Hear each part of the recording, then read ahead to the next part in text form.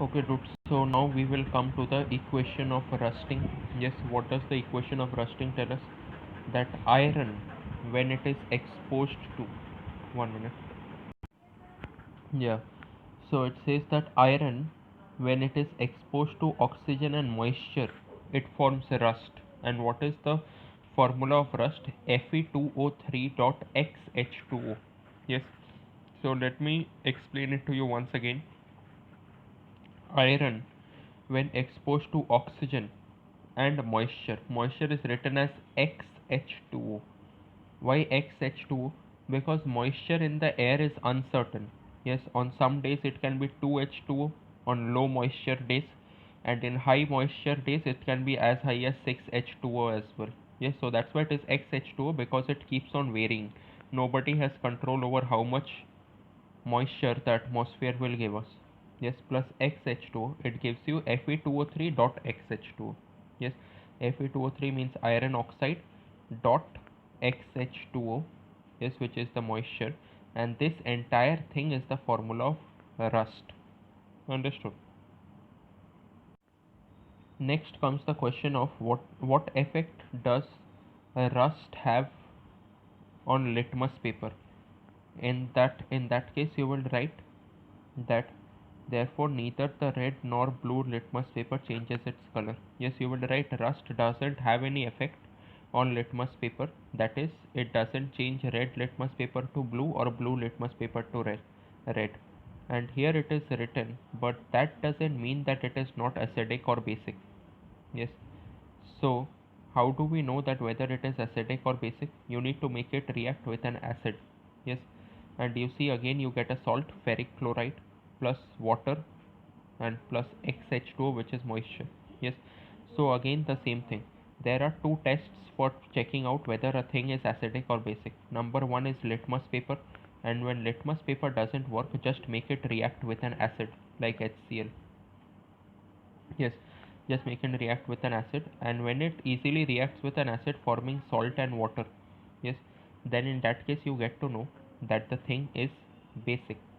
Okay, and which proves that Fe2O3.XH2O is basic. Yes, so these are the things which you need to learn, these equations you need to learn. And balancing, yes, make sure that you practice their balancing once, each and every equation. Yes, make sure that you practice their balancing at least once before going in for tomorrow's test. All of these three, all of these three.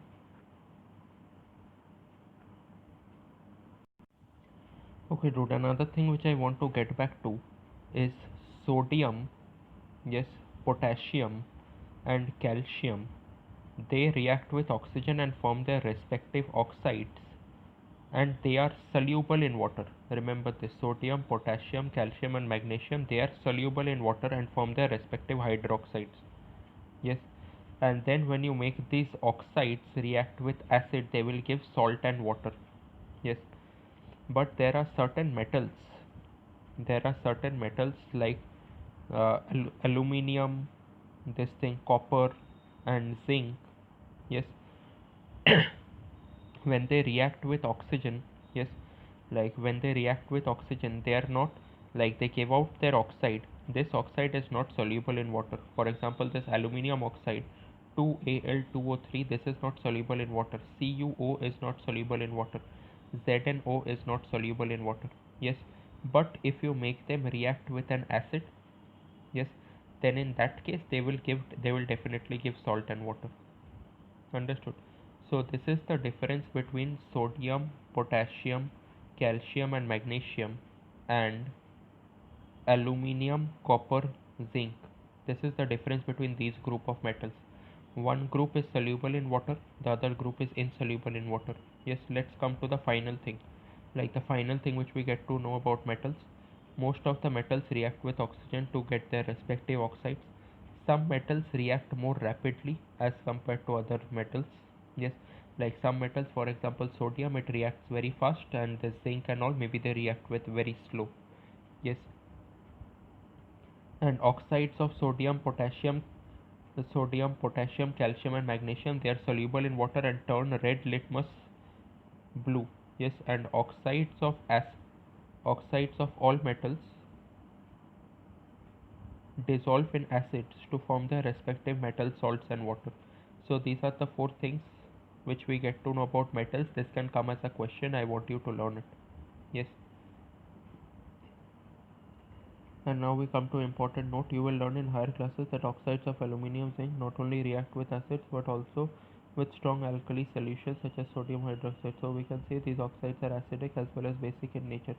Such oxides are known as amphoteric oxides. So this is a new concept of amphoteric oxides. Yes. And this thing that oxides of aluminium zinc, like which you studied over here in this page, I'm not being able to show it to you right now. Yes, this thing which you studied over here. Yes, those oxides, they don't only react with acid to form salt and water, they also react with alkalis, means sodium hydroxide, NaOH, then CaOH.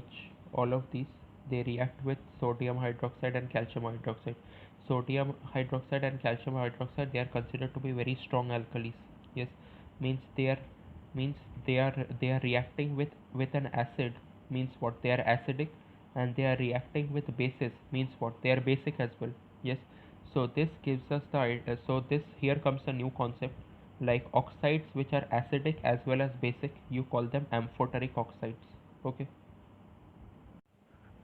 And then dude, there is a did you know box over here. Yes, like iron when exposed to air, it forms a brownish, you get a brownish layer over it. Yes, this brownish layer is what you call rust. Similarly, this copper vessels and brass vessels, when exposed to moisture for a long time, moist air for a long time, they get a greenish deposit. Yes, and what you call this greenish deposit? This greenish deposit is called basic copper carbonate. And what is this basic copper carbonate? It is a mixture of copper hydroxide and copper carbonate. You can see the reaction over here. There is, wait 1 minute, let me zoom in a bit. So this entire definition plus this reaction is very very important.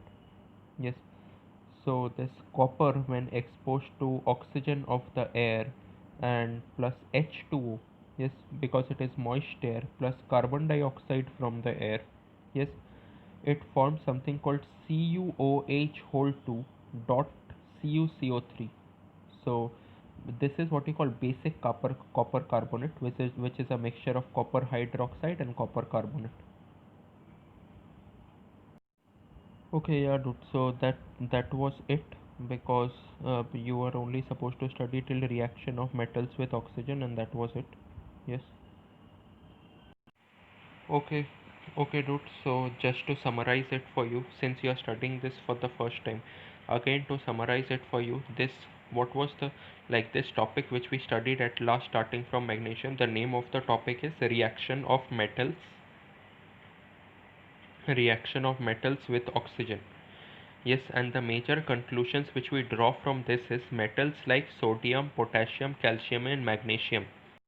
Yes, they react with oxygen to form their respective oxides, and these oxides are soluble in water and give the respective hydroxides. Yes, and this this oxides only, if you make it react with an acid, yes, it will give you the respective salt MgCl2 and water. Yes, and on the other side you have a few metals like aluminium, copper, and zinc.